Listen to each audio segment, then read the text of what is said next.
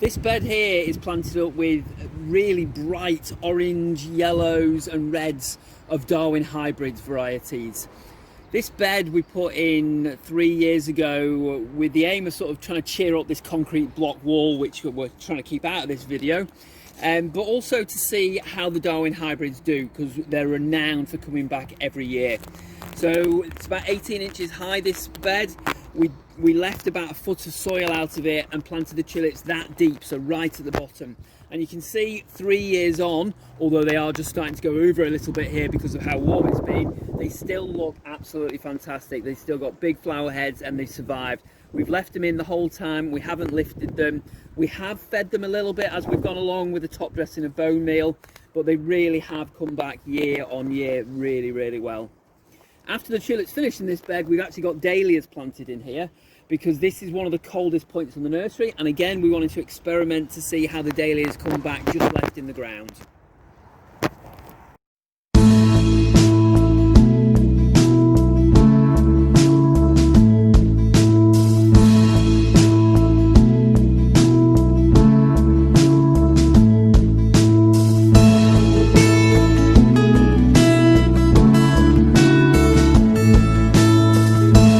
Every year we grow a range of tulips which we know do well. So these in this bed here, we've been growing for a good number of years now, and they're good garden performers, every single one of them. We like to mix it up though and add a few new varieties in every year, so we sort of play with different varieties, see how they perform and whether we like them. And I'm sat here amongst a range of 7 different varieties that I'm going to talk you through really. So right behind me we've got a variety called Holland Chic. This is a stunning looking tulip. In fact, I'm going to say that right through. They're all pretty stunning, these varieties we've picked out. This is sort of a pale creamy base to it, coming through to a fairly fluorescent pink sort of coloration. Really nice. And actually this one has a bit of a mild scent, which is a bit unusual in tulips, but it makes it an added sort of bonus really. Moving down one here, we've got Holland's Beauty, a kind of purpley lilac sort of colour, but quite an intense colour there, with a slightly faded out cream at the top of it.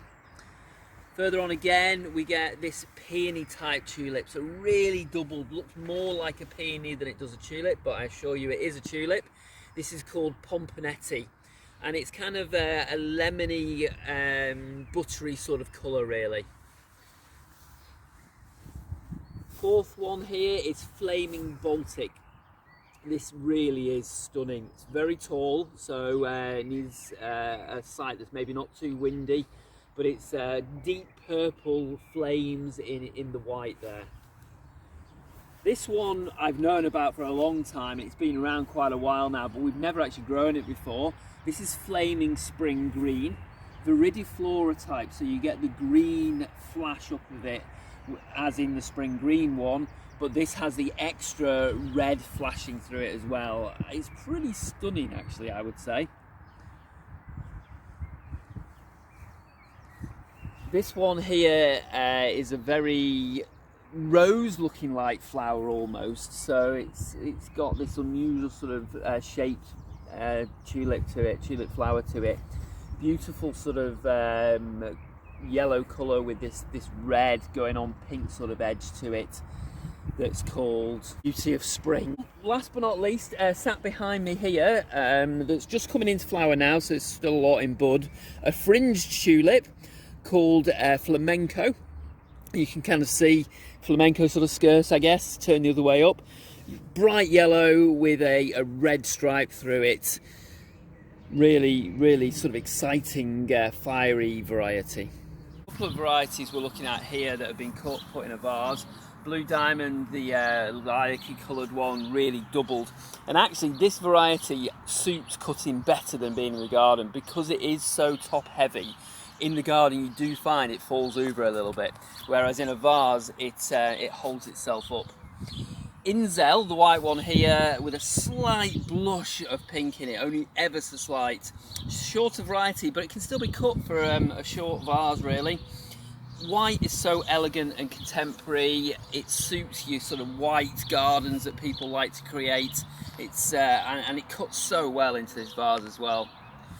One thing with tulips, when you cut them and put them in a vase, they will carry on growing. They're one of the very few flowers that carry on getting taller after you've cut them.